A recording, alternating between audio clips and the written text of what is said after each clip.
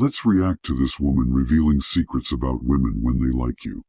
Fun facts about women that they won't tell you, but I will. This is going to be so much fun. Okay, so number one, the friend group knows everything.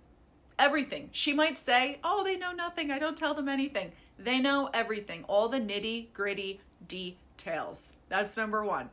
Number two, a woman who's ovulating isn't in her right mind.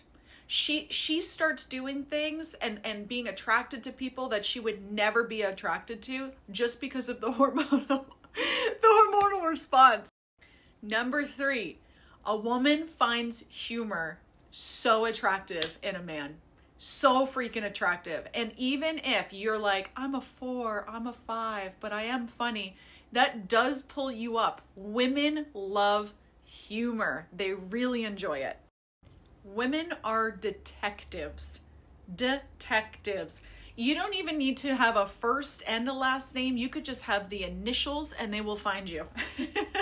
And they will find your ex-girlfriend. They will find every detail out about you, especially if they like you. So nothing is safe. Last but not least, women daydream. They create scenarios that haven't even happened yet if they like you. And you could be having a full on conversation. I could be sitting at lunch with one of my girlfriends and I just see the glazed donut eyes start. And I'm like, she's not with me. She's thinking about him. And that is how obvious it can be when a woman likes a man. Gentlemen, the most expensive mistake a young man can make is believing that because a woman smiles at him, he is seeing the whole board. You are not seeing the whole board. You are seeing the piece she has allowed you to look at, while the other pieces are moving behind the curtain, exchanging information, studying your name, examining your old photos, and deciding whether you are a charming risk, a temporary amusement, or a man worth taking seriously. The video we are reacting to is called Fun Facts About Women They Won't Tell, and as usual, the title is doing what titles do, promising forbidden knowledge with the subtlety of a man in a trench coat selling watches from the inside of his coat. But beneath the theatrics are several truths that young men ignore because they prefer a fantasy. They want to imagine every interaction begins at the moment they enter the room. They want to think she has no prior information, no private analysis, no friends whispering in her ear, no internal movie playing about what might happen between the two of you. That is adorable. It is also how men become confused when a woman seems to know more about them than the government agency handling their tax return. The first point, the friend group knows everything. Now, not every woman tells her friends every private detail. Some women are discreet. Some have actual loyalty. Some have the rare and endangered quality known as restraint. But young men should assume that anything you say, text, send, confess, complain about, brag about, or do badly enough to become memorable may be discussed with at least one trusted person. The woman says, I don't tell my friends anything. Perhaps she means it. Or perhaps she means, I do not tell them anything that would make me look foolish. There is a difference. A woman may protect your image in public, while privately showing her closest friends the entire archive. The screenshots, the voice notes, the accidental double text, the suspiciously poetic message you sent after 2 glasses of whiskey and a documentary about wolves. And do not be offended by this too quickly. Men do the same thing, only usually with less detail and worse vocabulary. Men say, bro, it's complicated. Women can provide a 10-minute narrative with emotional timestamps, character development, and an accurate reconstruction of your punctuation. Give credit where it is due. Information is power. A woman who gathers information before investing is not necessarily manipulative. She may simply be intelligent enough to know that men often reveal their true nature in the gap between what they claim and what can be verified. That is why a young man must understand this. Your reputation is dating before you do.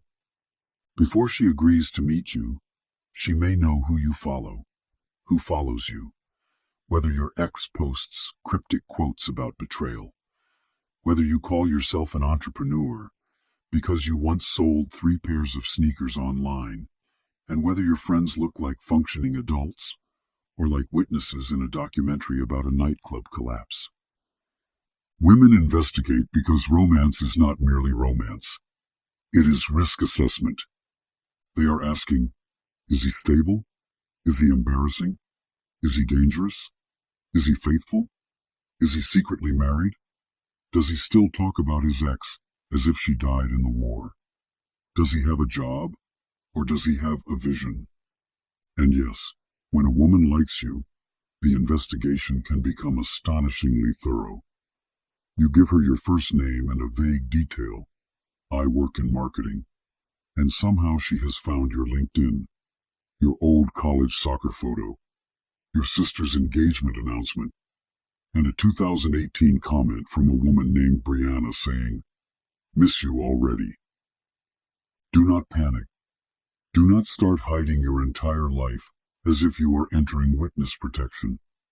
Just understand the rule. If you are ashamed for a woman to discover something, it is probably not her detective work that is your problem. It is your behavior. The second point in the video is about ovulation and attraction. Here, we need to be sharper than internet folklore. Hormones can affect mood, desire, energy, and attraction. But do not build your entire understanding of women around a calendar app and some half-remembered evolutionary psychology clips. That is how you become the man who says, "She only likes me because Mercury is in retrograde and her hormones have entered the kingdom of chaos." Nobody respects that man, not even his dog. There has been research suggesting that some women may experience changes in sexual desire across the menstrual cycle, with desire often increasing around the fertile window. But broad claims that women suddenly become attracted to completely different types of men during ovulation have been debated heavily, with replication issues and mixed findings in the research. Human beings are not clockwork. Attraction is affected by context, personality, relationship satisfaction, stress, opportunity, alcohol, self-image, and 100 other variables that do not fit neatly into a viral video. What matters strategically is simpler. A woman's feelings are not frozen. Neither are yours. The version of her who is tired, stressed, lonely, celebrated, jealous, intoxicated, excited, or sexually charged may behave differently. This does not make her a liar. It makes her human. But it means you should never make life-changing conclusions based on one intense moment. Do not assume passion equals permanence. A woman may look at you one night as if the gods personally designed your jawline. 3 days later, in another emotional state and another social environment, she may be cooler. The weak man interprets this as an emergency. He chases, explains, demands clarity, sends paragraphs, and asks whether she is still feeling the same. The wiser man observes patterns over time. He does not need every moment to be consistent, because he is looking for consistency in the larger pattern. Does she make effort? Does she follow through? Does she respect your time? Does she become more transparent as intimacy develops? Or does she become more evasive? That is the information that matters. Now let us discuss humor, because this is where the average guy either sighs with relief or starts practicing jokes in the bathroom mirror. The video says, women find humor attractive. True, but understand what humor signals. It is not merely about having jokes. You do not need to become a human meme page. You do not need to bombard her with rehearsed one-liners until she looks at the exit like it is an emergency evacuation route. Good humor signals mental agility. It signals social awareness. It signals that you can handle tension without collapsing under it. A funny man is often demonstrating that he notices the absurdity in the room before everyone else does, and he is relaxed enough to name it. A 2015 study published by Jeffrey Hall found that humor production and laughter during early interactions were associated with greater romantic interest, particularly when men made women laugh and when both people laughed together. The important phrase is together. Humor is not a performance in which you dance for approval while she decides whether to toss you a peanut. It is interaction. The man who is funny because he desperately needs to be liked is exhausting. Every sentence becomes an audition. He is not charming. He is a hostage negotiator trying to earn a smile. But the man who can tease lightly, see the comedy in awkwardness, and remain unshaken when a joke does not land, he has something more valuable than humor. He has composure. And composure is seductive because it is rare. Most people are nervous little weather vanes, changing direction every time the social wind moves. The composed man is not immune to embarrassment. He simply does not allow embarrassment to appoint itself as king. Now the final point. Women daydream. They imagine scenarios. They create stories before the story has occurred. Absolutely. Men do this too, but women are often more willing to build emotional narratives around possibility. She may imagine your first trip together after one good date. She may picture meeting your friends. She may wonder what you would look like holding a child. She may imagine an argument you have not had yet, win it beautifully in her head, and become slightly irritated with you for the imaginary version of you that performed so poorly. Human beings are remarkable creatures.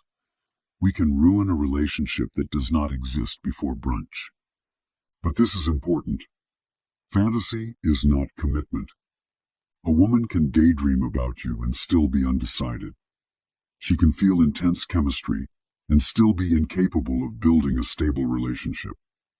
She can idealize you one week and cool off the next, because the fantasy was more intoxicating than the reality. Young men often make the mistake of trying to become the man inside her fantasy. Bad move. You cannot win against a fantasy because a fantasy has no bills, no bad moods, no inconvenient boundaries, no history, no off days, and no expectation that she reciprocate. It is a perfect little creature, assembled in the mind, with your face and none of your human inconveniences. Your job is not to compete with it. Your job is to show her reality, calmly, gradually, and without begging for a verdict.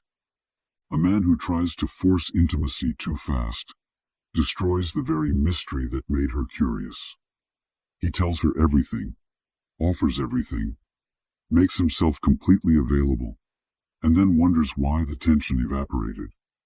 He has placed the whole kingdom on the table before she has even shown she can be trusted with the front gate. Do not hide your personality. Do not become fake or distant, but reveal yourself in proportion to what she has earned. If she is consistent, reciprocal, and respectful, let her closer. If she is vague, hot, and cold, and addicted to keeping several men circling her like satellites, enjoy the view if you must, but do not build a house there. This is your homework.